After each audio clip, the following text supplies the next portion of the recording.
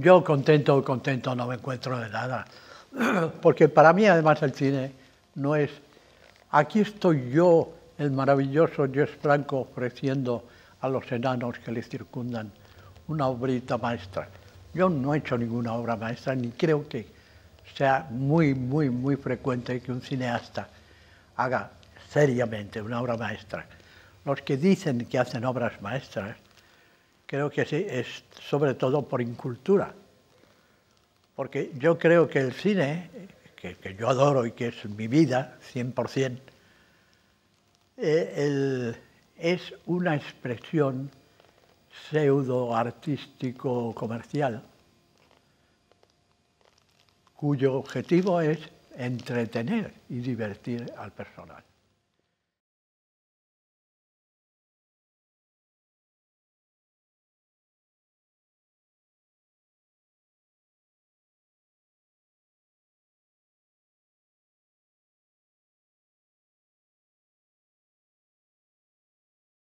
Si a mí no me gusta la Hammer Films inglesa, es porque ellos no se implican nunca. Y yo creo que el artista, aunque sea un artista con minúsculas, como es mi caso, debe implicarse, debe soltar trozos de su vida y de su experiencia y de su emoción en cada película. Y si no lo hace, peor para él, porque es un frío y entonces no transmite lo que él ha sentido al hacerlo. Entonces yo en ese sentido sí que me he implicado siempre y he hecho el máximo, todo lo que yo he podido y me han dejado hacer para hacer algo que sea sincero y que sea una especie de continuación de todas mis experiencias y de todos mis deseos y de todas mis ilusiones.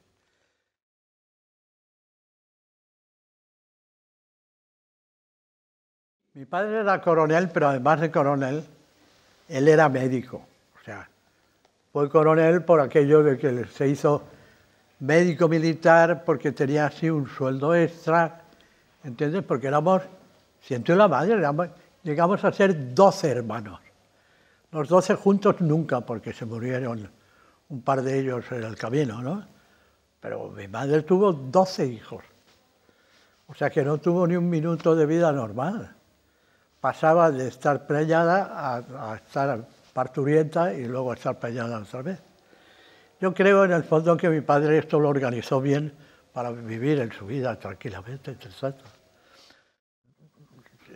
La gente no salía de su casa, o si salía, eran algunos chavales ya que eran de verdad como legionarios que intentaban ir al cine y eso. Pero entre ellos estaba yo, o sea, yo quería ir al cine, pero tenía 4 años y cosas de esas, no sé, ni cine ni madres, o sea. Entonces, lo primero que yo viví fue eso, un país racionado, un chusco menos mal, porque con mi padre militar le daban un chusco de pan diario. Él podría haberse enchufado y conseguir otro más o algo así, pero mi padre fue siempre un gilipollas que no quiso aprovecharse de nada y que mi madre decía, oye, que es que son muchos, que no ves que son 12 y solo hay un chusco. Y decía, pues os jodéis, pues, un chusco, solo para todos. Mi hermana me enseñó a leer con Platero y yo. Que Platero y yo es un libro muy discutible por otra parte, que a mí me parece que es una parida tonta, pero admitamos que es un libro de una calidad literaria, evidente, ¿no? Y eso para mí pues, será un aburrimiento tener que saber el burrito qué hace y qué no hace. ¿Entiendes? Pero así fue, o sea, yo aprendí a leer con Platero y yo y luego pasé directamente a Zorín, y menos mal que pasé también a la parte más inocua, digamos, de Pío Baroja, porque sí que enseguida, sobre todo mi cuñado, enseguida quiso que yo leyera las aventuras de Santiandía y de... ¿Entiendes? Sí, o sea, los Salacaín el aventurero, esos libros de Baroja que son completamente inocuos, ¿no? O sea,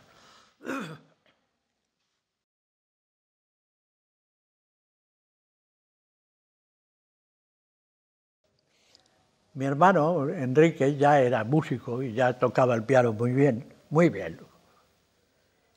Era un chaval, pero tocaba muy, muy bien. Entonces,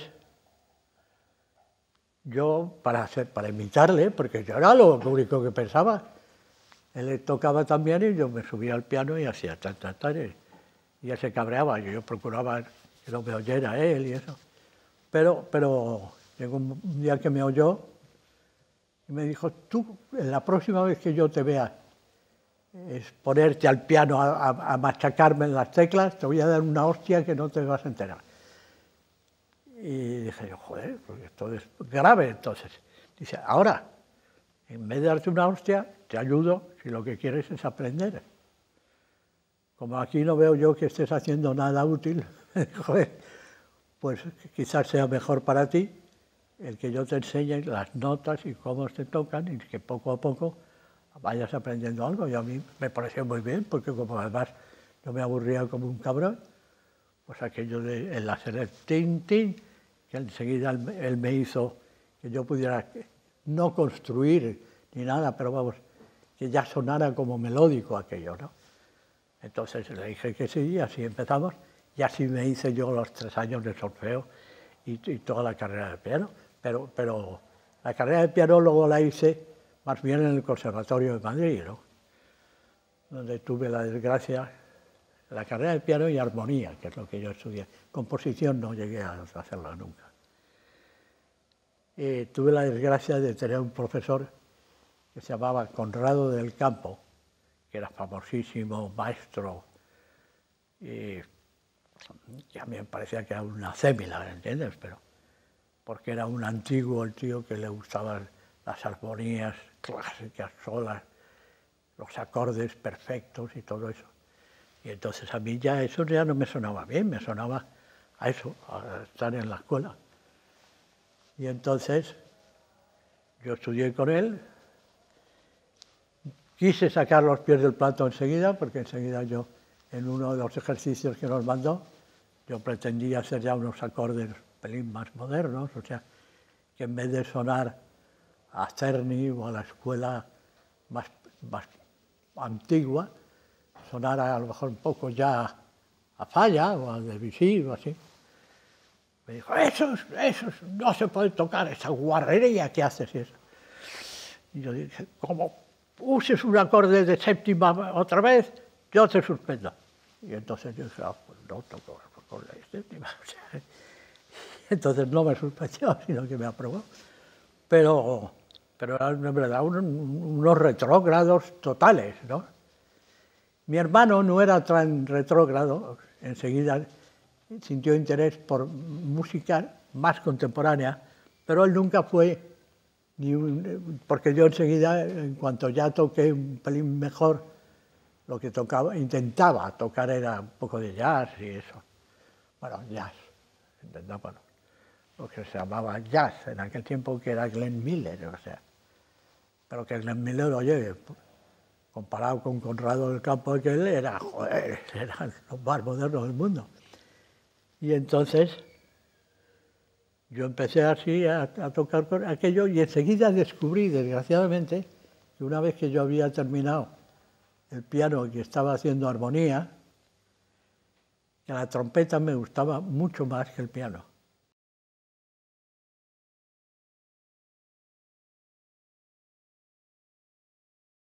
Mi hermano Enrique, el músico, sí hacía un programa de música sinfónica en aquella radio, que era una radio casposa de los estudiantes, que en aquellos radios Seúl, yo soy radio Seúl, era una mierda, o sea, era una emisora pequeñita, sin importancia, donde además casi nadie sabía un carajo de nada, pero lo que sí tenías era la posibilidad de emitir, porque la emisora en sí estaba bien, o sea, era una emisora de onda media con una calidad media también.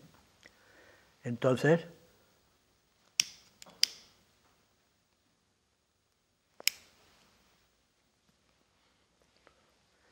Mi hermano estaba allí y hacía un programa semanal y le pagaban una miseria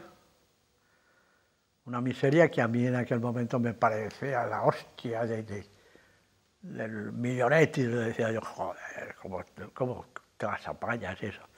Y me parece que el sueldo que él tenía era 150 pesetas al mes, mi hermano. Y entonces hubo un momento en que mi hermano se lo llevaron a la SER, a Radio Madrid, porque, coño, él sabía un huevo, y sabe, vamos, él está vivo, de música y de composición y de todo. Y entonces, no sé por qué sistema, pero la SER lo contactó y se lo llevó. Y se lo llevó a hacer lo primero, montaje musical. O sea, en las series que ya había entonces, de audio, por supuesto, el Quijote de audio y tal. Entonces, había una parte que era montaje musical.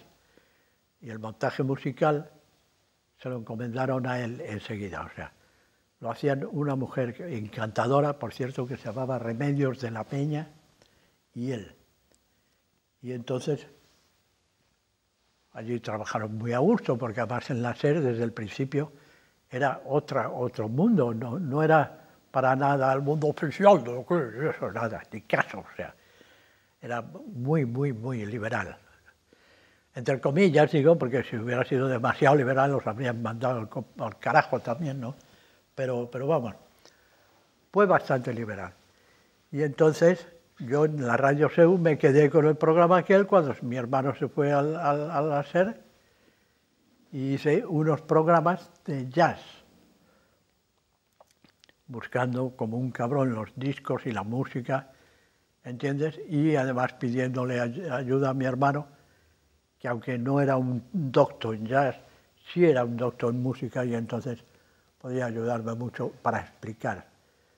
O sea, yo tenía que explicar, por ejemplo, que había un sonido que era nuevo en la música, que era el que tenía la orquesta de Glenn Miller. Y ese sonido estaba dado porque Glenn Miller inventó algo. Y eso que inventó es la unión como cuerda, o sea, como se puede decir, los violines. La unión como cuerda de los saxofones. Los saxofones ya habían tocado juntos en la orquesta de Duke Ellington, por ejemplo, o en antiguas, Chick Webb o gente de esta. Pero nunca había sonado como sección que llevara el peso de la orquesta, ¿entiendes? Que fuera el equivalente de los violines o de las cuerdas en una orquesta sinfónica normal. Y eso lo inventó Glenn Miller. Eso es cierto que lo inventó. Luego le han hablado de Glenn Miller como si hubiera inventado casi la música y fuera más importante que Beethoven y eso son gilipolleces. Pero Glenn Miller, que era un buen músico, sí inventó ese sonido. Bueno, entonces resulta que yo allí, en aquella emisora, sí podía hablar de eso, sí podía poner ejemplos, sí los encontraba, ¿entiendes? Y entonces, a pesar de la miseria, me pagaban menos que a mi hermano todavía. Porque claro, mi hermano era el famoso, yo era el que empieza. Pero sí me sirvió para hacer programas sobre música que eran divertidos, además, porque lo que yo no hacía era con una barba dar unas explicaciones, doctor, entre otras cosas, porque yo de doctor no tenía nada y la barba mía siempre ha sido muy barbilampiño, yo. O sea que tampoco hubiera podido. Pero sí fue útil aquello, porque empezó la gente ahí a interesarse. Había un programa que hacían también en la SER, justamente, que era de un chico de San Sebastián, y ese empezó a meter también, y, o sea, que al cabo de un tiempo resulta que se oía más jazz en las radios españolas que ahora.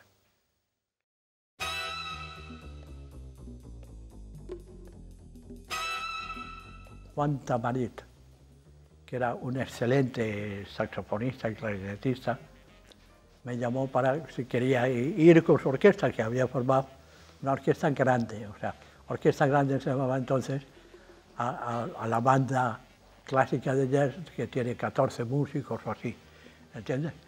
y 14 que en general, aun en los sitios de mucha categoría, tocan varios instrumentos, o sea, tienen varias posibilidades. Es decir, siempre por lo menos hay dos posibilidades, una es tocar jazz y otra es tocar música melódica. Eso quiere decir que hay unas gentes que doblan, que tocan en la flauta, pero también tocan el violín, y otros que, ¿entiendes? Entonces, de esa manera, pues se formaban unos grupos que no estaba mal. Si el que llevaba la orquesta, como era este caso de Juan Tamarí, era un buen músico, ya había hecho él ciertos arreglos, entonces tocabas ya música arreglada, o sea, tenía aquello un lujo asiático para aquellos tiempos. Entonces, ahí yo estaba tocando encantado con esa orquesta de Juan Tamarí, donde hacíamos siempre una primera tanda de jazz, jazz comercial, o sea, jazz a la Glenn Miller y eso, pero bastante bien hecho, ¿no? Y a continuación había la tanda, o sea, después de un descanso, había la tanda de típica, música, o sea, de música tropical. Y ahí entonces cambiábamos hasta de uniforme, porque al principio íbamos con unos uniformes tipo los de Glenn Miller, o sea, una especie como de smokings grises y unas corbatitas y unas cosas. Y luego después era con unas camisas de flores, con la banda en la cintura y con una cantidad de tonterías esas. Y entonces, ahí es cuando que yo no era buen músico, nunca lo fui, buen ejecutor, digamos, ¿no? Fui malo, más bien. Pero tenía cierto gracejo. Gracejo que ahora contaré por qué me venía, de dónde me venía. Y entonces les gustaba a los músicos, a los jefes, a los band leaders, a los jefes de orquesta, que yo hiciera solitos en los montunos, o sea, en la música cubana, hacer como respuestas al montuno. El montuno es cuando dice, por ejemplo, tara, para, para. Entonces, toda la orquesta está diciendo, vete conmigo, Juan Manuel, vete para Cuba ya.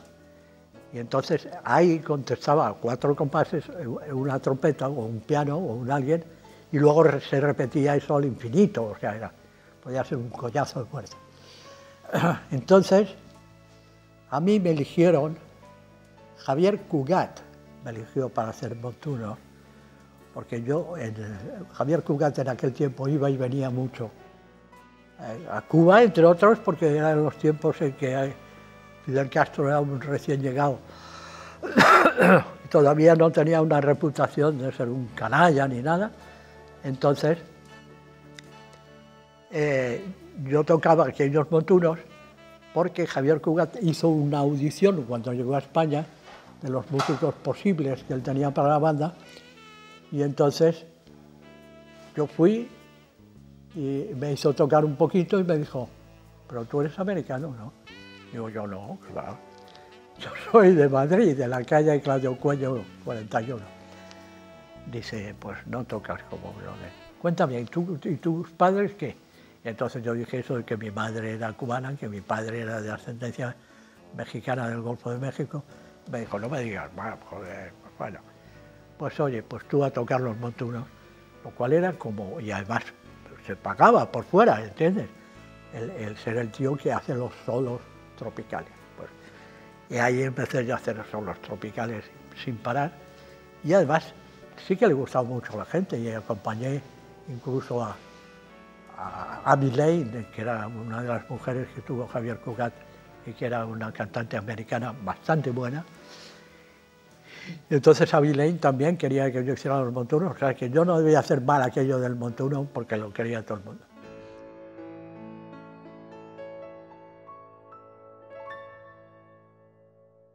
Mi padre, que no iba casi nunca a estos sitios, estos locales, se encontró a un amigo suyo que era médico militar también, o militar a secas, y le dijo, oye, ten cuidado con tu hijo, porque lo he visto haciendo el maricón en una sala de fiestas.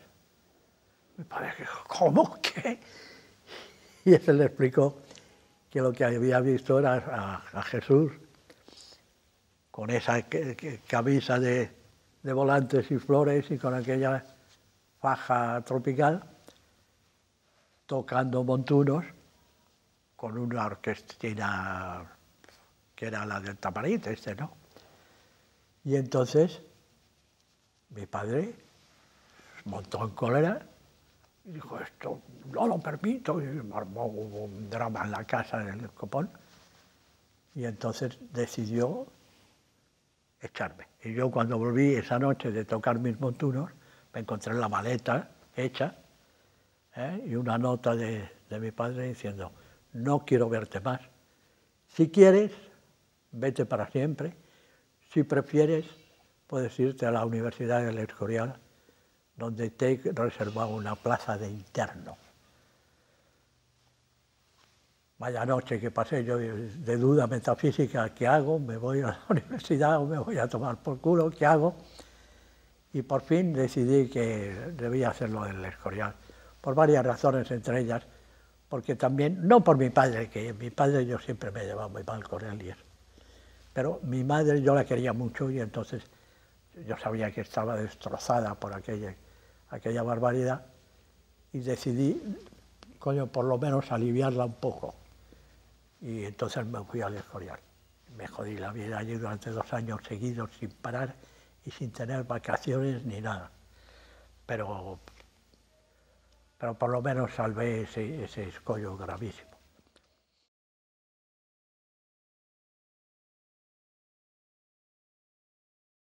Como ya preveía que un día u otro me iban a mandar al carajo, es tener unas posibilidades como músico para ir a tocar a algún lado. Entonces yo me quería ir a París, sobre todo porque para un chaval español que no ha visto nada en su vida, ni ha conocido nada, tener la posibilidad de irse a París, como yo tenía varios amigos ya que eran estudiantes de filosofía y letras, o tenía una medio novia yo, también, que era una chavala muy maja, pero que era hija de Juan Cristóbal, del escultor ese. No sé si habéis visto, en Burgos hay un Cid campeador que tiene unas como alas en vez del manto, que está a caballo, una estatua ecuestre preciosa, pues era de este hombre. Pues entonces ese era un libertario total, o sea, ese no tenía nada del régimen.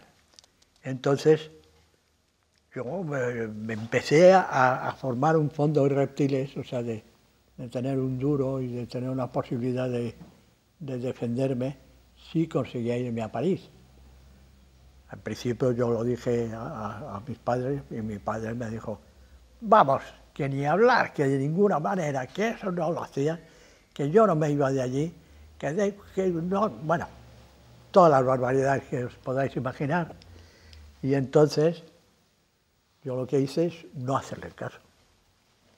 Y cuando ya tuve el duro ese que era necesario para coger un tercera, el tren hasta París, en tercera, porque entonces había tercera categoría todavía, tercera clase, pues cogí y me fui.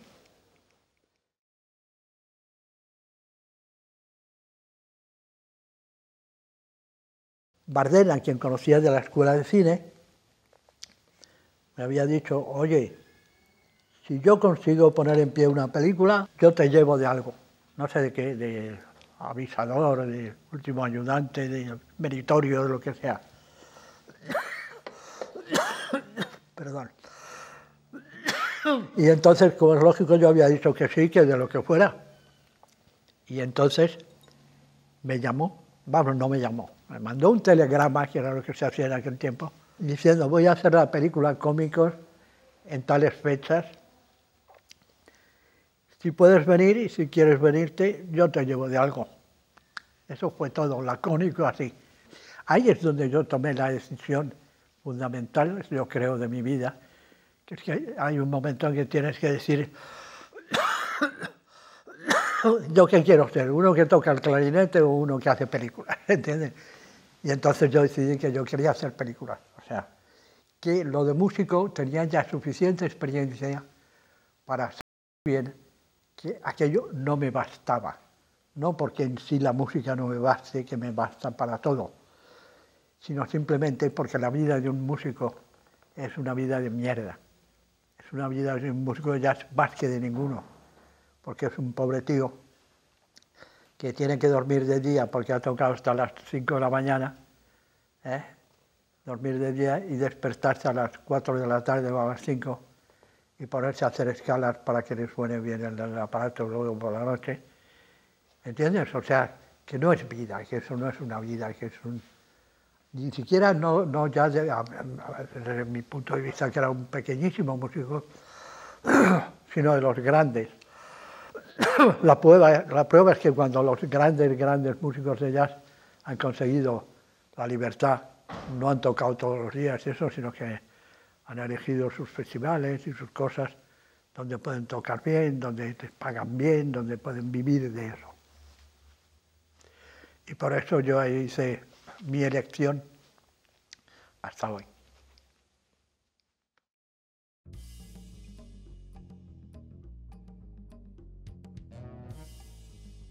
Bardem se portó conmigo cojonudo, me dio oportunidad de poco a poco durante el rodaje de aquella película Cómicos de ir mejorando mi standing, o sea, de pasar de ser uno que trae el café a uno que ya trae el café y el bollo, y luego uno que ya no trae café, sino que organiza el rodaje del día siguiente, ¿entiendes? Entonces me demostró que una fe maravillosa y me dio posibilidades de colaborar de verdad en las películas. A esto se unía, porque había una parte también, digamos, egoísta, y es que los técnicos del cine español, que eran del régimen, o sea, no sé si casi todos, profunda e íntimamente, pero casi todos, por lo menos en el aspecto de la vida normal, no querían trabajar con Bardem, porque decían que era un comunista y que les iba a arruinar la carrera, y que no, que se joda y tal. Y entonces, como yo lo decía, que se joda, pues iba, a medida que estos se iban marchando, yo iba subiendo de categoría. Y de hecho la película la acabamos, Bardem y yo, sin script y sin más ayudante de dirección que yo, lo cual es como era una barbaridad, porque en aquel tiempo había que hacer por lo menos 6 películas de meritorio y otras 6 de ayudante para llegar a ser primer ayudante o director. Porque eso sí, el único que sí tenía ya posibilidad de dirigir sin más era uno que ya había llegado a ser primer ayudante de dirección por el sindicato vertical, claro, o sea, con tu permiso y tus cartas del sindicato. Entonces, yo eso lo conseguí de milagro. Vamos, de hecho, carné de primer ayudante de dirección yo no he tenido en la vida. He tenido unos permisos que conseguía, sí. Y entonces, gracias a eso, yo he podido, en aquellos tiempos, ser considerado como un hombre con capacidad de dirigir películas.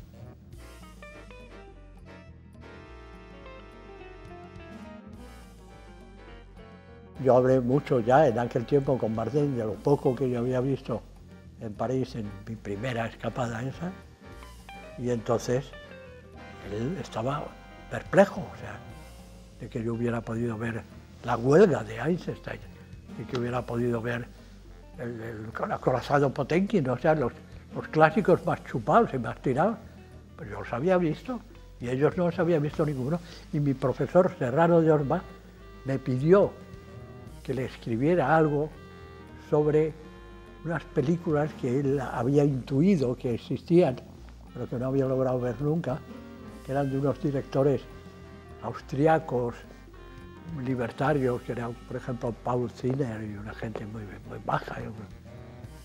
Y resulta que yo era el alumno de segundo curso de la escuela, pero que ya había visto eso. Y ellos no. No, porque no se habían ido. ¿Entiendes? Entonces, Con todo eso lo que conseguí es hacerme una cierta reputación de sabiondo, cosa que me jode, en la escuela de cine, y al mismo tiempo ir sentando las bases para ser un director de películas, que es lo que yo decidí hacer la noche después de escapar de las garras de mi padre.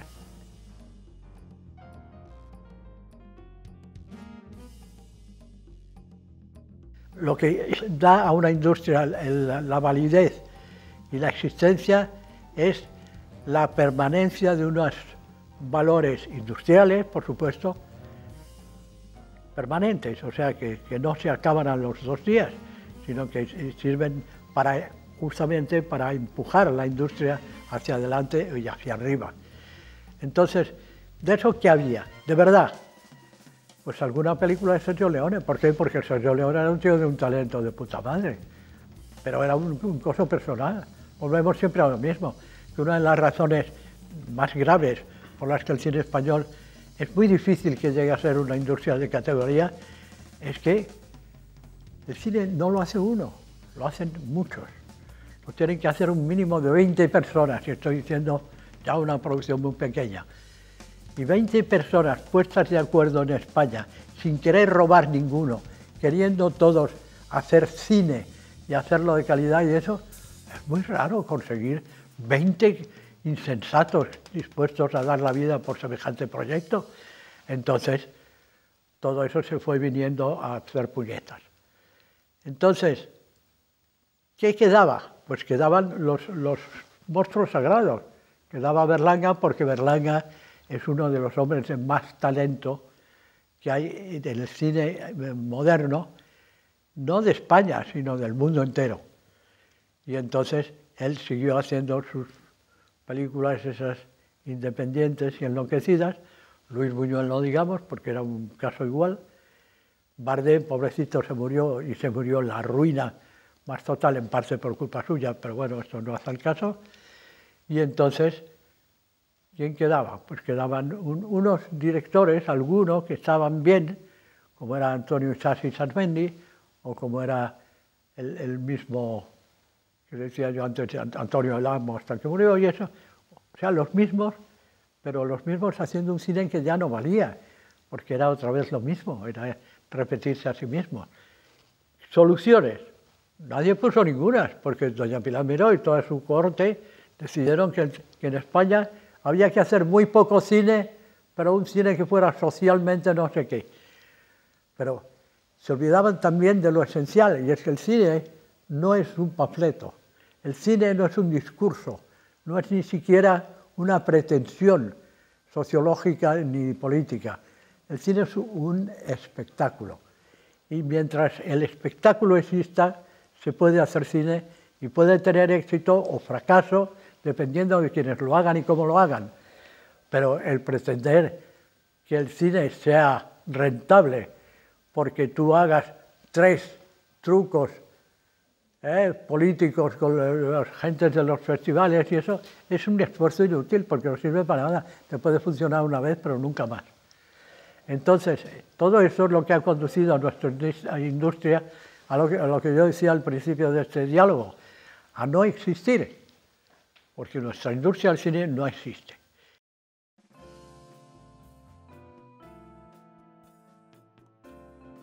Un día me llamó Juan Cobos, que es un periodista, como sabéis, y que era además en aquel momento algo así como un secretario privado personal de Orson o algo así. Me dijo que Orson me quería conocer.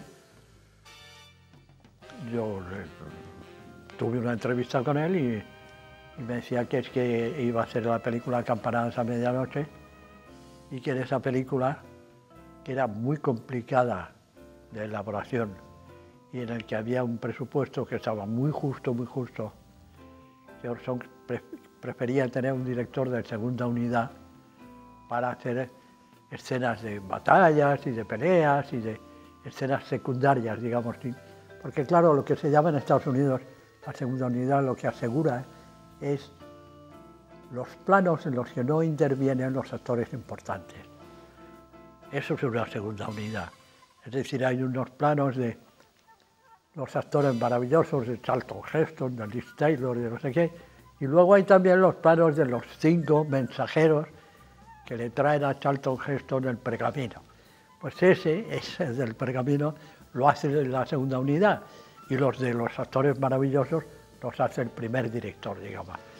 Y entonces Orson quería tener un pichichi de ese tipo, y me llamaron a mí y me dijeron que si yo quería hacerlo. Yo dije que sí, que claro que lo quería. Y entonces me citó Orson Welles en su casa, porque en aquel momento tenía un chalet muy bonito en Madrid, y me citó, me dio el guión, me dijo que me lo leyera y que fuera a verle al día siguiente. Fui al día siguiente y resulta que el guión que me había dado no era el guión de Campanadas a Medianoche, era el guión de La Isla del Tesoro, de Robert Stevenson. Y yo me quedé, digo, pero no es él. No, tú cállate, me dijo Juan Cobos, no, estas son cosas de él, que a veces quiere hacer esto, pero luego después tal. Bueno, yo dije que yo estaba encantado de intervenir en cualquiera de las 2 producciones, incluso en una tercera que no sabía ni cuál era. Y entonces me dijo Orson, tuvimos un diálogo brevísimo, porque además a mí me había dicho Juan Cobos que yo le hablara en francés. Yo no sabía bien por qué, porque en principio Orson Welles no era francés ni nada, era... Y entonces, sí, tú hablas en francés, porque a él le gusta mucho hablar francés. Digo, bueno, pues le hablo en francés, le hablé en francés. Él me contestó un poquito sorprendido al principio, pero luego enseguida. Y me dijo, bueno, entonces tú te has leído este guión, bueno, pues olvídalo, porque no vamos a hacer eso. Lo que vamos a hacer, me dijo en aquel momento, es La Isla del Tesoro. Y si tú conoces La Isla del Tesoro, digo, hombre, claro, sí, la novela de Robert Louis Stevenson, sí, claro. Dice, bueno, ¿te la has leído últimamente? Digo, no, últimamente nada. Y me volví a poner un guión y me dijo, léetelo y mañana hablamos otra vez. Y entonces yo me la leí, en fin, la verdad es que la leí así por encima, porque es una novela que la he conocido desde niño mucho, porque me gustaba siempre. Y entonces al día siguiente me dijo, ¿sabes una cosa? Que lo que vamos a hacer es que tú dirijas La Isla del Tesoro y luego hagamos Campanadas a Medianoche, en la que yo voy a ser el director y tú eres director del segundo equipo, pero primero hacemos esto otro y cuando lo acabes te incorporas tú al rodaje de... Pero yo le dije, pero yo, entonces La Isla del Tesoro, no, La Isla del Tesoro la diriges tú. Yo iré como actor, porque voy a ser el Capitán Silver, iré como actor unos días y cuando acabe mi papel yo me vuelvo a preparar las campanadas estas. A mí me pareció de dementes todo, pero muy bien, porque justamente en la demencia están las sorpresas buenas y la calidad. Y entonces, en efecto, al terminar aquel diálogo segundo, en el que ya era claro que yo iba a hacer aquello en La Isla del Tesoro, me dijo, entonces vete a Alicante ahora mismo, porque en Alicante hay 2 barcos veleros de la época que han sido reconstruidos por Samuel Bronston y que están muy bien, y entonces te pones a rodar allí, y digo, pero ¿y qué ruedo? Pues lo que quieras, en La Isla del Tesoro. Y yo le dije, yo he leído el guión. Dice, bueno, has leído el guión este que yo te dejaba ayer, olvídalo, es una mierda. Eso es un guión que yo hice muy deprisa, para las autoridades, como hay que darles algo. Pero no me gusta, o sea, hay un guión maravilloso de La Isla del Tesoro, me dijo él, que es el libro de Robert Louis Stevenson, y eso es lo que tú debes seguir, porque te quedará una película preciosa. Yo le dije, muy bien, pues nada, pues ¿qué hago? Dice, vete a Alicante ya y ponte a preparar, y a ver si en 15 días puedes estar rodando. Digo, ¿y actores? Y esto, dice, yo te voy a mandar a los actores, no te preocupes. Entonces yo me salí de allí absolutamente perplejo y empecé a preparar aquello a toda velocidad y al cabo de 3 o 4 días, yo no tenía que llamarle a él, sino a su ayudante, que su ayudante era un príncipe italiano, que tenía de ayudante un aristócrata de esos de aspecto decadente del norte de Italia, una voz de meliflua y eso, pero que era su brazo derecho de Orson. Y digo, bueno, y entonces dice, mira, tú tranquilo, tú haz lo que puedas y ya me irás diciendo. Y, por cierto, ¿y de pasta cómo vas? Digo, hombre, de pasta tengo para hasta primero de vez. No, espera. Y entonces se metió en la oficina y salió, y del bolsillo del culo sacó un fajo de billetes así, me dijo, de momento, apáñate con esto y ya te mandaré más. Y entonces yo ni lo toqué, como es lógico, hasta que me quedé solo, y me había dado 1,5 millones de pelas de aquel tiempo, que era una barbaridad. Y dice, y ya me harás una explicación de eso. Y me puse a rodar, y estuve rodando 3 semanas, donde yo me contactaba con él a través del puto príncipe aquel, y entonces yo iba haciendo todo lo que podía hacer, porque claro, como él no estaba allí, yo del Capitán Silver no podía hacer nada. Y de otros actores como el Mayo Triloni y gente de estas, no podía porque no estaban los actores, porque el reparto que tenía la película era con Hugh Griffith y con unos actores maravillosos, Robert Bowley y unas gentes así.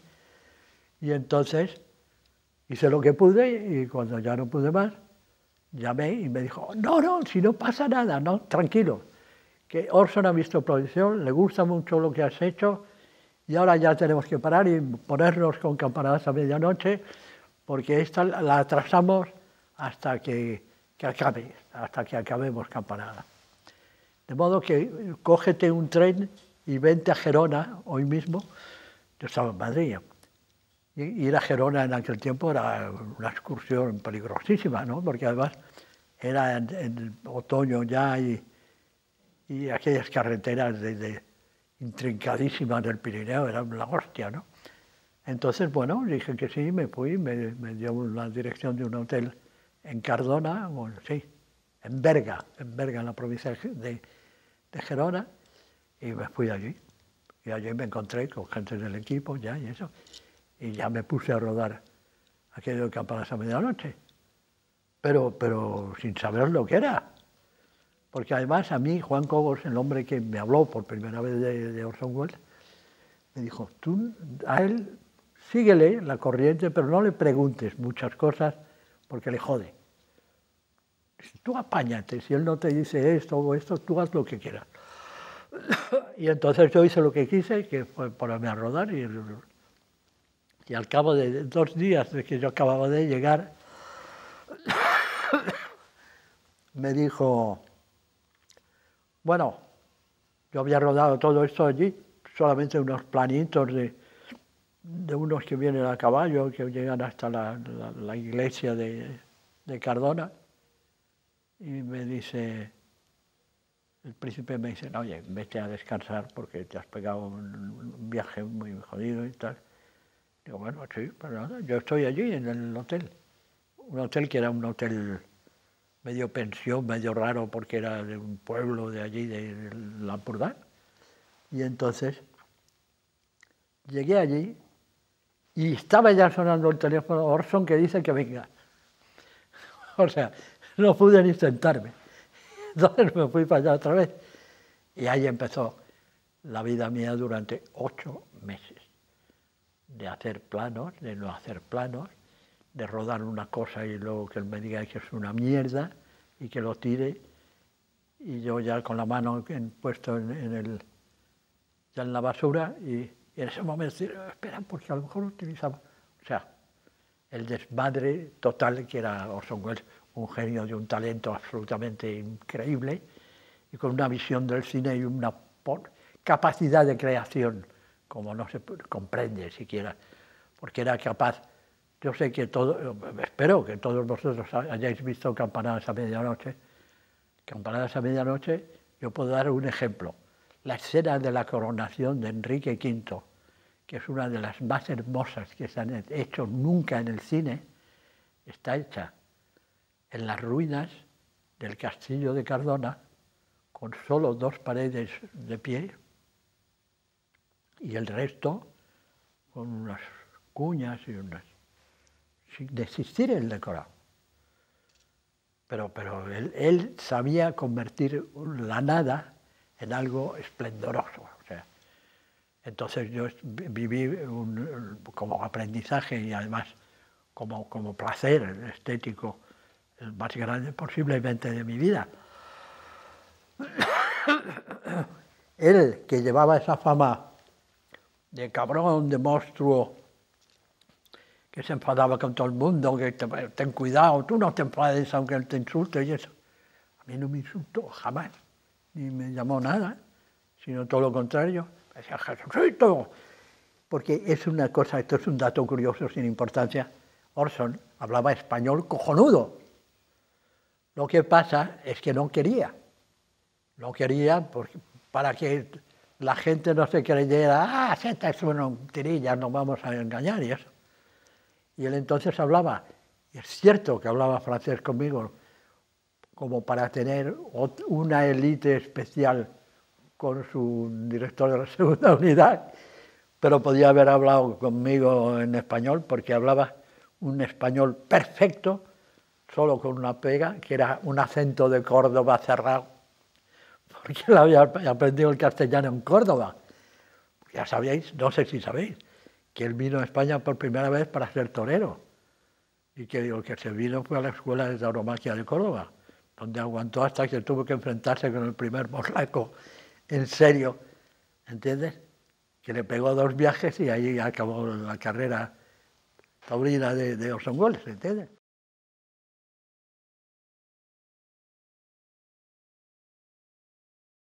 Yo me llamo Jesús Franco.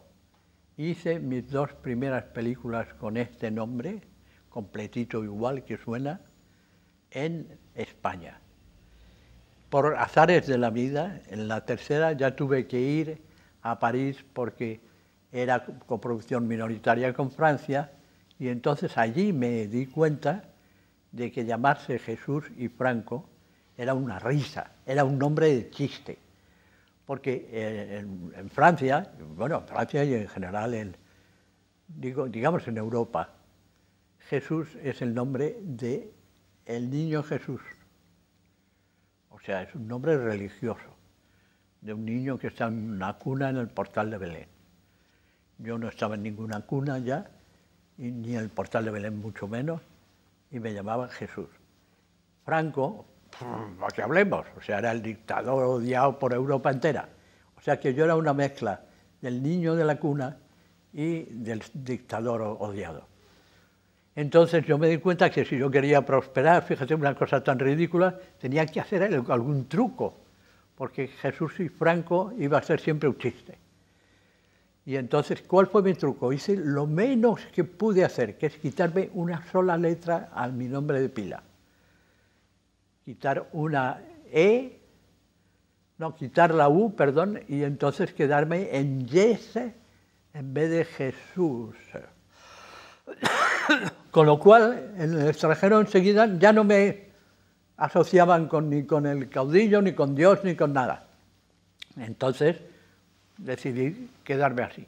Pero una serie de amigos cariñosos empezaron a hacerme una guerra soterrada y maléfica, diciendo, mírale, si es que es un director americano, si se ha cambiado de nombre, si se ha puesto otro nombre, si no quiere llamarse, no quiere ser español, no quiere llamarse Franco. Y eso.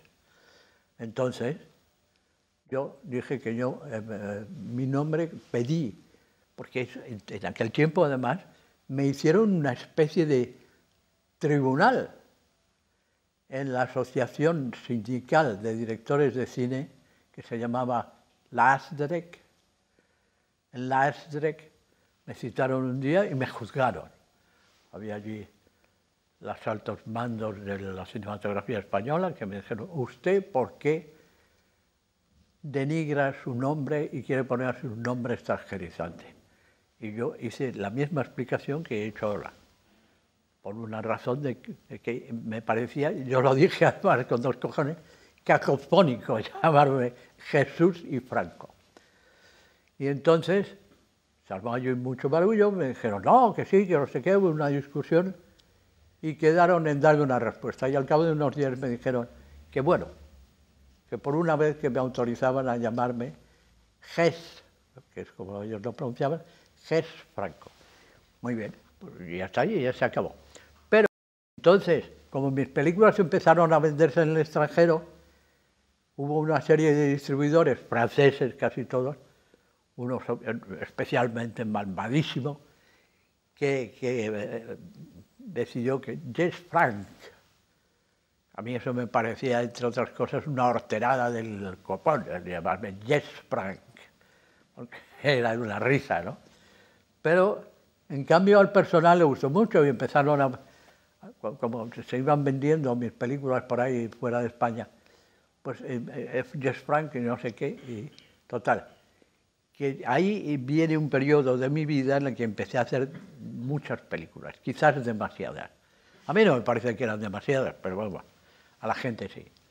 Entonces, como hacía demasiadas películas, los propios productores y distribuidores de por ahí fuera me dijeron, te deberías de buscar algún seudónimo más, porque especialmente un distribuidor alemán me dijo, porque yo este año, si no, en mi lista de material voy a presentar una lista de 18 películas, entre las cuales hay 8 que son tuyas, y me parece excesivo.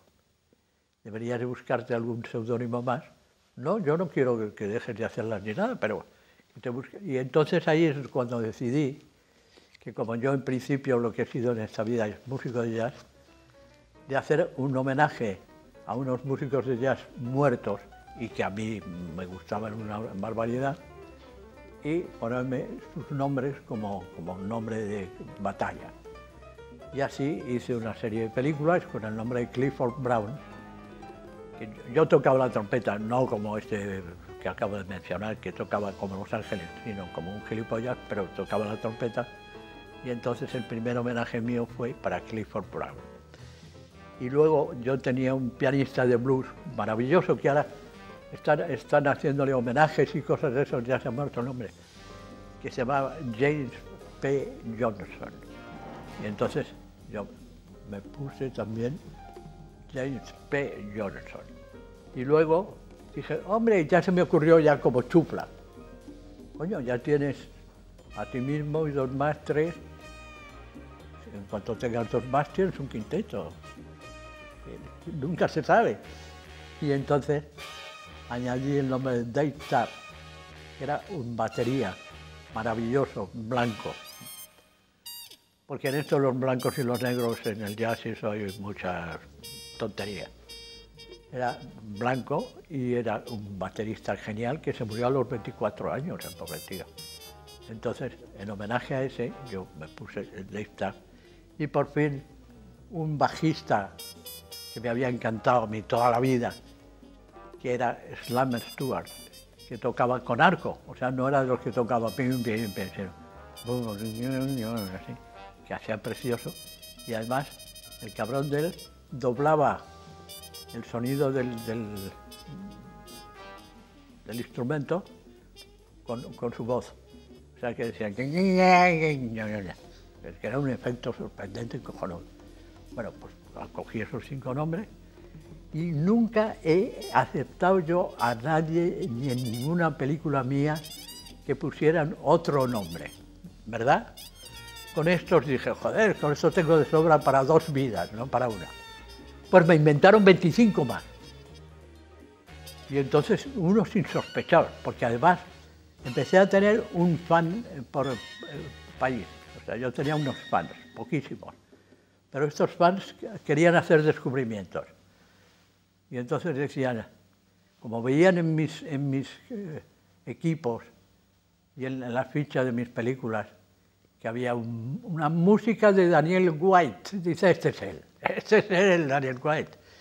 Y empezaron entonces a decir que yo era Daniel White.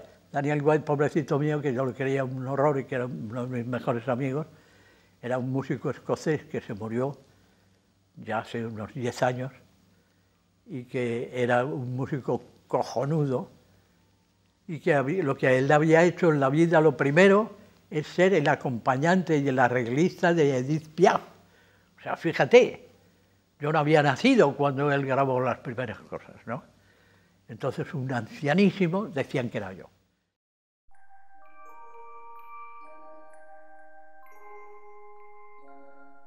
Necronomicon, Los ojos verdes del diablo, su primer título, enseguida fue castigada por la censura española. Mandamos el guión al Ministerio y lo rechazaron directamente, dijeron que esa película, que de ninguna manera. Y entonces yo estuve hablando allí con ellos, y que no hay nada que hacer, que es una película toda llena de morbo y de enfermiza, y, ¿entiendes? O sea, una cosa como si yo fuera un monstruo de la naturaleza. Entonces, el coproductor alemán, que era un buen coproductor, era un hombre de mucho dinero, medio gilipollas, pero de mucha pasta, dijo, yo estoy aquí, o sea, no la hagamos en coproducción con España. Tú haz la película alemana y ya está. Y eso me abrió una puerta hacia la ilusión, porque, o sea, que yo puedo hacer una película de una producción importante sin que mi querido país y mi querida censura tengan que dar el ok. Joder, fíjate qué chollo, ¿no?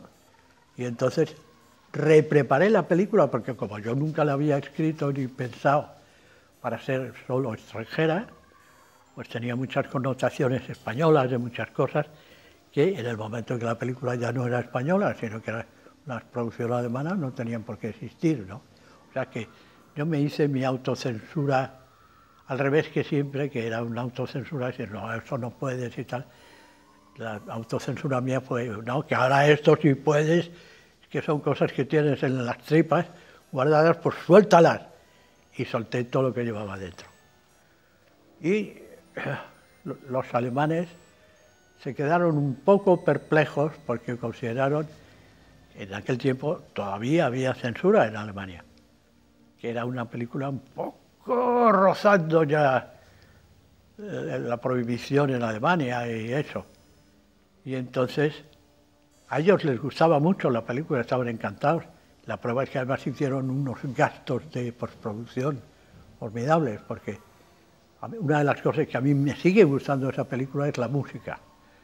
La música es de Gulda, de Friedrich Gulda, ese compositor genial austríaco, y es una música admirable, maravillosa. Era un hombre loquísimo, ahora ya muerto, pero que era un gran pianista clásico, un gran pianista de jazz y un hombre fuera de serie. Entonces, costó un huevo la música, costó como puede costar ahora grabar la música de una película importantísima, ¿entiendes? Y el productor estuvo de acuerdo, le pareció muy bien, estaba muy contento, y todo iba bien. Y entonces el título se me cayó enseguida al suelo, porque la película adquiría una altura muy superior a Los ojos verdes del diablo, que era un título comercial para una película B, ¿entiendes? Y aquella no estaba saliendo después del nuevo guión y todo, no tenía características de película B, sino de una película muy rara, muy independiente, pero realmente con algo muy serio y muy importante en las tripas. Y entonces ahí se me ocurrió a mí lo del Necronomicon.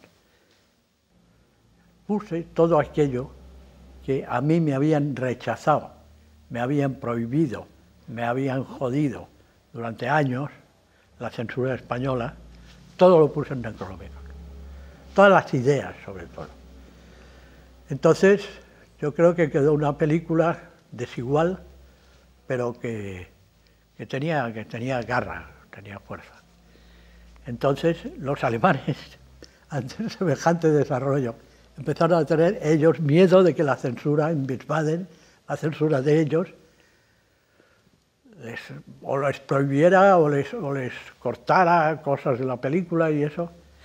Y entonces fue maravilloso porque lo que hicieron la censura de Wiesbaden, lo cual me demostró de una manera casi definitiva a mí que mi camino no era el del cine español, me demostraron que yo me equivocaba, porque en vez de prohibirla o cortarla o sé qué, la seleccionaron para el Festival de Berlín. Que estaba toda la gente de la producción, que la productora era más o menos gente de Múnich, estaban esperando con nervios que dirán, que no dirán, y lo que dijeron, queda seleccionada al Festival de Berlín. Entonces, joder, eso fue al sumo de la alegría y de todo. Y esa película no recibió ningún premio, pero sí recibió uno muy grande, que tuvo un éxito de público increíble y que se vendió al mundo entero, menos España, por supuesto, y no sé si hay un par de países de África donde no había ninguna libertad todavía o así, ¿no? Pasé de ser el hombre que con la película anterior había sido casi vilipendiado y todo eso, a ser el muñeco de placer de unas productoras que no eran precisamente la Metro-Goldwyn-Mayer, pero sí eran unas productoras ya muy serias y muy solventes, americanas e inglesas, porque todas estas películas de las que yo hablo, o voy a hablar ahora, han sido siempre coproducciones con el Reino Unido. Por una razón, porque en todas ellas han intervenido elementos importantísimos de producción que eran o ingleses o irlandeses o completamente del Reino Unido, ¿no? Yo entonces hablaba un inglés muy malo, ahora también lo hablo malo, pero mucho mejor que entonces, y sin embargo me entré y me jodí como un loco para conseguir ser inteligible y que ellos y que yo los entendiera a ellos también, que es más difícil, porque sobre todo con los british, con los americanos ya tienen una manera, si hacen un esfuerzo de hablar más despacio, ya yo no los entendía muy bien, pero british fino es difícil de cojones de comprenderlo.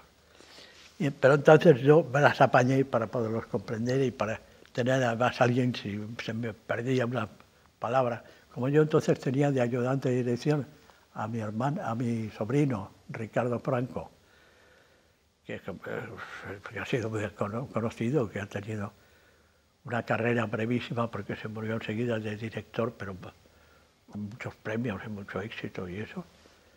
Pues Ricardo se había formado, había estudiado en la escuela en el British Institute, o sea que sí que sabía hablar inglés muy bien y además sin acento español ni nada, sino muy británico. Entonces, este Necronomicon fue una maravilla en ese sentido y mis primeras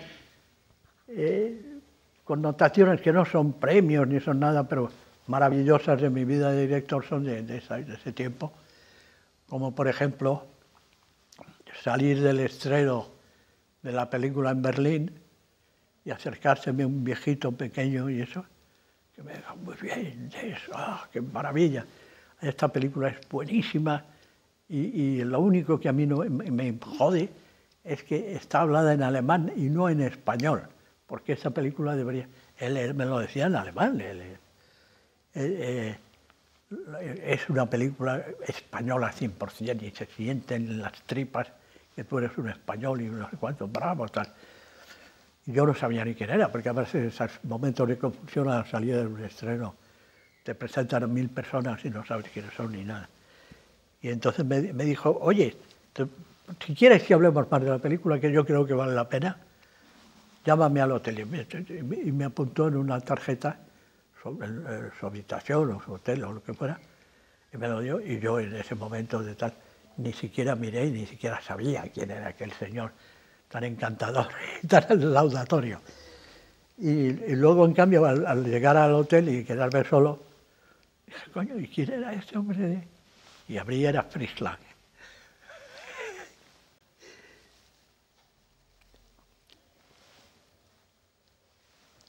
Fritz Lang, que yo le llamé, comprenderéis, al instante, o sea, dije, que soy yo, otra vez, que quiero saber de verdad si le ha gustado. Y entonces estuvo cariñosísimo y me dijo que si quería que nos veíamos, que él se marchaba de Berlín al día siguiente, pero que antes, que si quería yo, desayunábamos juntos y hablábamos de la película, que le había impresionado nunca, y además me dijo una cosa, dice, a mí el cine erótico no me gusta, me parece que todo eso es una especie de comercio indecente que se está haciendo ahora, pero es que esta película es una obra maestra, entonces sí me gusta. Joder. Entonces, a la mañana siguiente estaba yo como un chico de colegio esperando a que bajara Fritz Lang de su habitación de hotel, y estuvimos hablando como 4 o 5 horas, que fueron para mí un baño de felicidad, porque como es lógico, lo había entendido hasta cosas que yo no entendía muy bien de la película, porque yo dejé pasar 2 o 3 cosas, digo, esto para que se jodan, a ver si lo entienden. Pues sí que lo había entendido, bueno, fíjate, lo había entendido todo porque es uno de los hombres que ha hecho un cine más impresionante y más puro y más... Bueno, me emociono yo ahora pensando en el viejo Fritz Lang.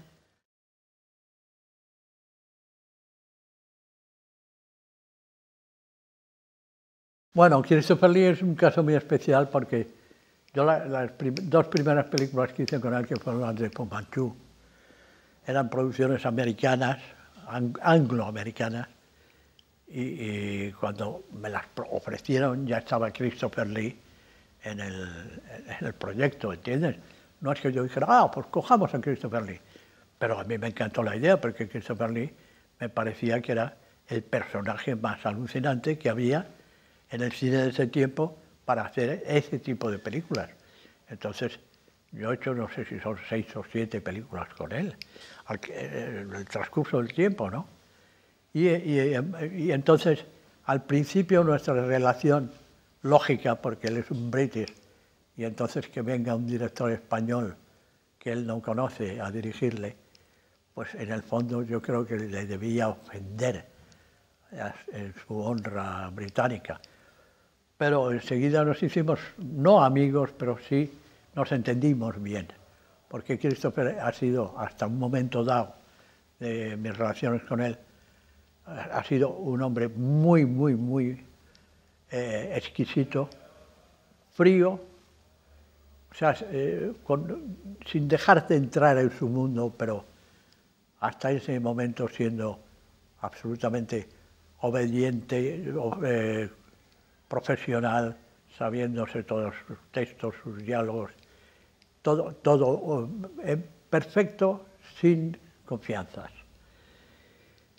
Y un día llegamos a tener confianza y fue cuando hicimos el Drácula de Bram Stoker, que por cierto, y eso él lo ha escrito hace muy poco, Christopher siempre ha creído que el Drácula, no mío, porque es de Bram Stoker, pero dirigido por mí, es el que se parece más al libro.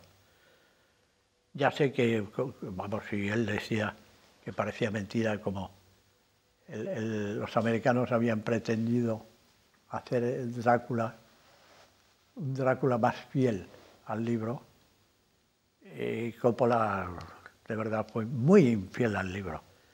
Se quedó en las pastas del libro, porque hizo una historia llena de fantasmagorías y de efectos especiales y de muñequitos y de cosas de estas que hacen ahora, pero Drácula nunca convirtió el amor que sentía por Lucy o por otra mujer en algo que no fuera el asesinato y la chupada de sangre, porque esa era su manera de amar. Y en eso, por ejemplo, Christopher está muy de acuerdo. O sea, no puede ser que ese personaje, Drácula, se enamore de Lucy y entonces no quiera morderla. Al revés, si está enamorado muerde mucho más, y más a fondo, y más destroza más el cuello y todo. Entonces, esa manera tan banal y tan francamente poco brillante de entender el personaje, a mí me repatea las tripas. Y no es porque yo crea que mi película sea mejor, no hablamos de eso. Mi película es mucho más modesta que la de él, vamos, 1000 veces más modesta que la de él, pero sí tiene eso que yo presento como única cosa seguramente válida de mi cine, que es la sinceridad. O sea, está hecha con sinceridad y con entrega y queriendo ser fiel no a la Metro-Goldwyn-Mayer ni a la Fox ni a su puta madre, sino fiel al Bram Stoker, que fue un gran escritor que escribió Drácula. Y en eso creo que mi película es mucho más fiel que las demás.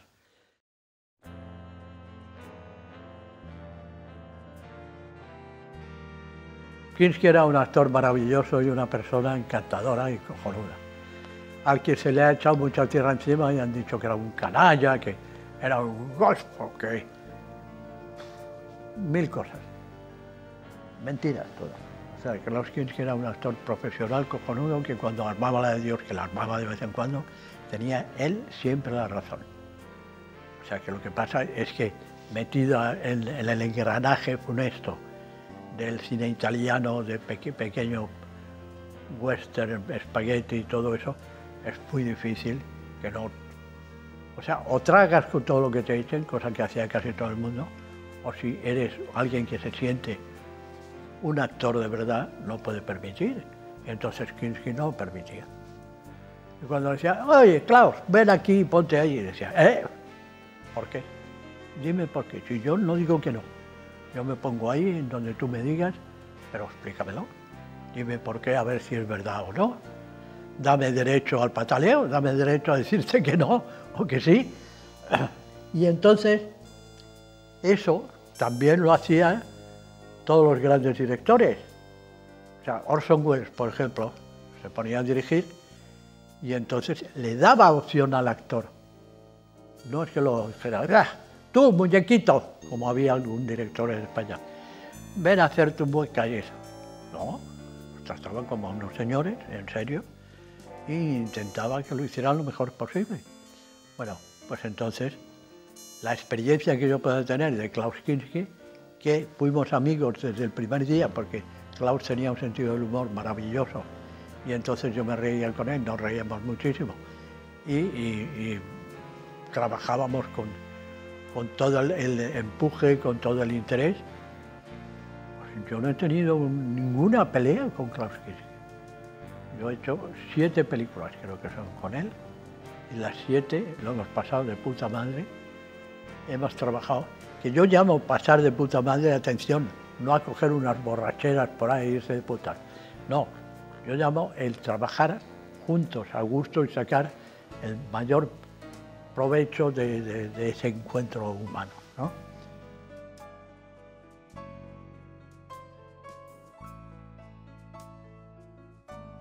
Hice con Jacques Palance Justine, y solo Justine, por una razón, porque él no estaba libre nunca. Él se ve que notaba que aquello no iba a durar mucho y entonces hacía papel tras papel. Acababa un día uno y ya se estaba marchando a Viena para empezar el rodaje del... Bueno, y entonces Jacques Palance, en Justine, yo creo que él está magnífico. Teníamos que hacer una escena en la que él se desmadra y empieza a cantar y a bailar alrededor del sitio donde está Justine, puesta en una especie de, no es una cruz, pero algo parecido.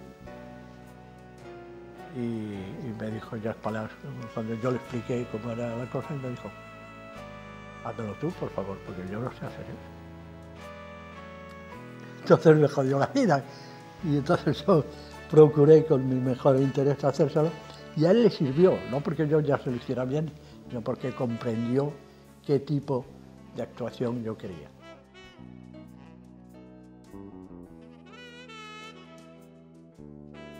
Tenía ese aspecto de esa natural elegancia que solamente los gitanos de Andalucía consiguen tener, que sin saber nada parece que son unos príncipes.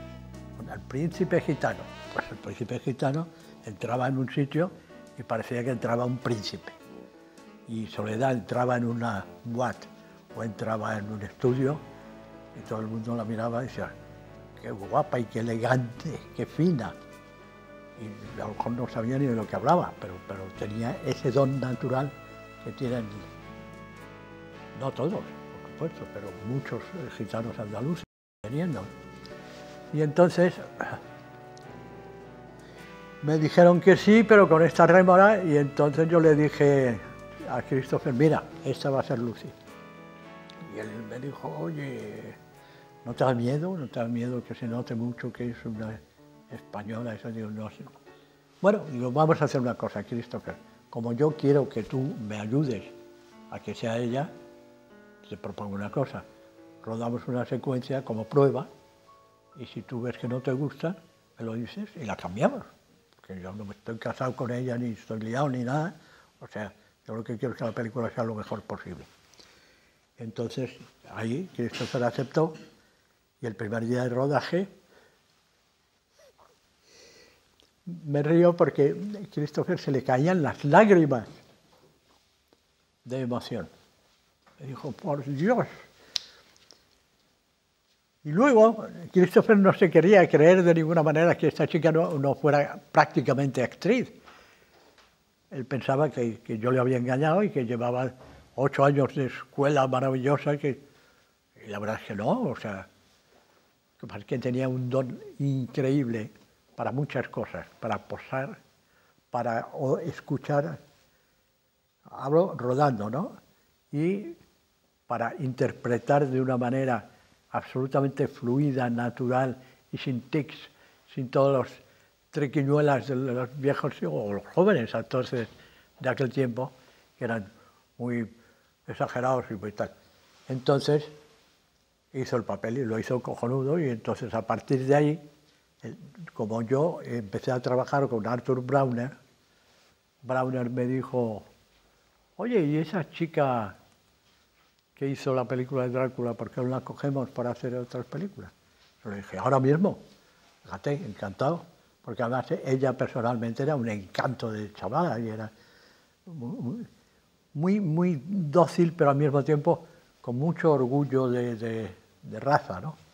Y entonces hicimos las Vampiros Lesbos, murió en Stasis, todas las 4 o 5 películas que yo hice con ella. Y entonces el Brauner que era en esos momentos uno de los productores más importantes de Europa, era seguramente el segundo productor de Europa. Y Brauner, después de la última que hicimos, que era esa, del Éxtasis, me dijo, oye, vamos, yo le voy a hacer un contrato, si te parece bien, le voy a hacer un contrato por 5 años, ya marcándole papeles con 5, o sea, con 2 películas al año, cada vez más importantes, cada vez, pero vamos, con un proyecto formidable, porque, por ejemplo, una de las primeras que teníamos que hacer era una nueva versión de Dunia, la novia eterna, aquella célebre película de la posguerra, en la que era una novela de Pushkin preciosa y eso, y para hacer grandes producciones, ¿no? Y entonces, pues muy bien, ella no se lo querría creer al principio, pero cuando ya ella se fue de vacaciones, porque era en pleno verano, con su marido, que era portugués, a Lisboa, ¿no? A Cascais, a algún sitio de estos, y quedamos, cenamos juntos, todo el grupo, el director de producción alemán encantado, todo el mundo encantado, ella encantada, el marido encantado, todos encantados, y quedamos citados al día siguiente a las 11 de la mañana en el hall de su hotel, que era el Hotel do Império, estaba en el centro mismo de Lisboa, y no llegó nunca porque en el camino se mató con el coche.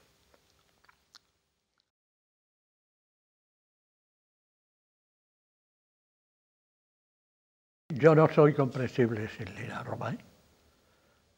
Lina Romay ha sido para mí, y es para mí, todo, todo. O sea, mi ayudante, mi novia, mi mujer, mi amante, la más lúcida crítica, el ayudante de dirección que has comprendido más rápidamente lo que yo quería.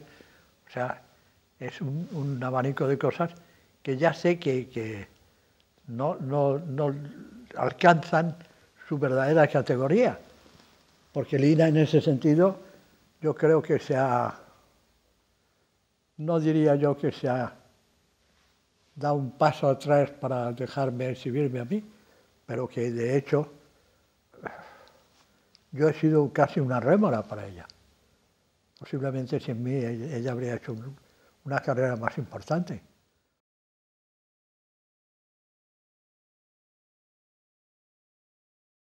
Yo puedo ser un director malo, estúpido, lo que tú quieras. Gilipollas no soy. Entonces me niego a que me comparen con un gilipollas retrasado mental. Y un invento del marketing, porque querían sacar a alguien que hubiera hecho películas que además yo no creo ni siquiera que sean ya las de verdad. Creo que han hecho unos apaños y unas cosas para sacar unas peliculitas de mierda hechas por unos retrasados mentales. Yo no soy retrasado mental. Una película mía puede ser malísima, repugnante, puede producirte náuseas, pero lo que no es no es la obra de un imbécil. Y Ed Wood, si es que existe, era un imbécil. Punto.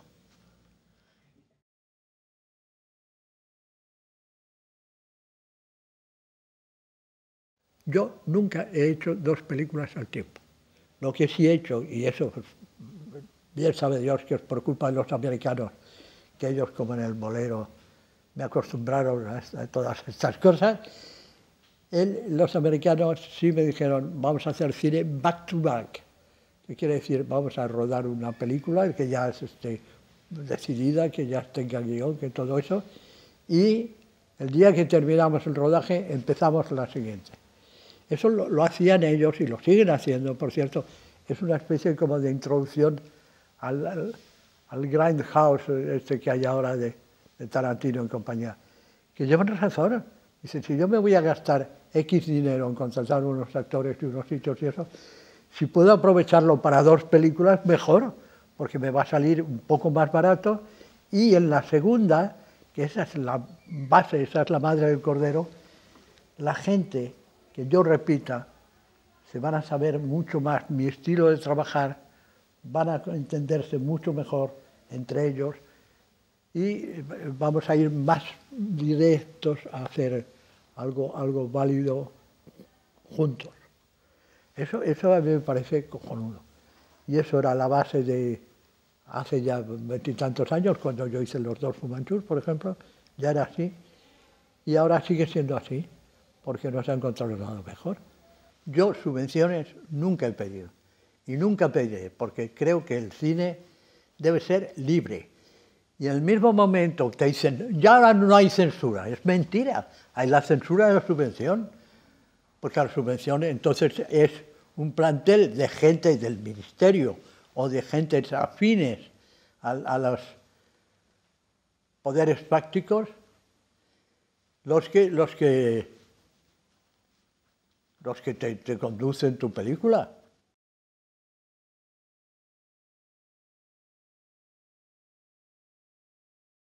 Para hacer buen cine hace falta esencialmente dos cosas: una cámara y libertad. Eso lo decía Berlanga en el momento en que el Opus Dei le estaba jodiendo, haciéndole cambiar el guión de los Jueves Milagros y en una lucha por no hacer una mierda de película. el darse pisto, el presumir, el ir aquí y allá, y eso, todo eso son farfollas.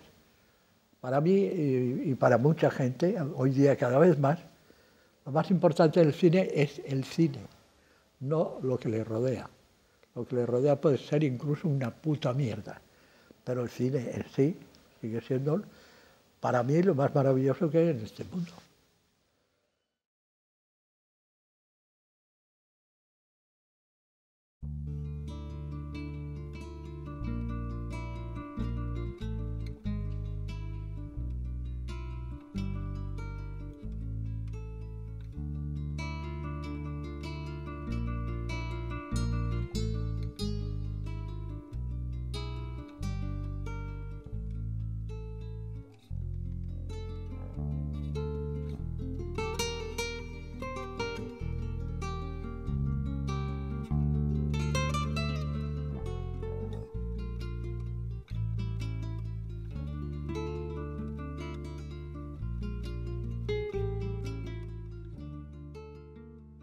Bueno, a mí ya no se me ocurre nada más.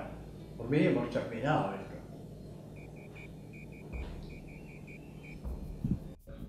A mí me vale. ¿Sonido? Sí, sonido bueno. ¿La cámara? Sí, claro. ¿Vale? Saludos, coño, ya tenemos.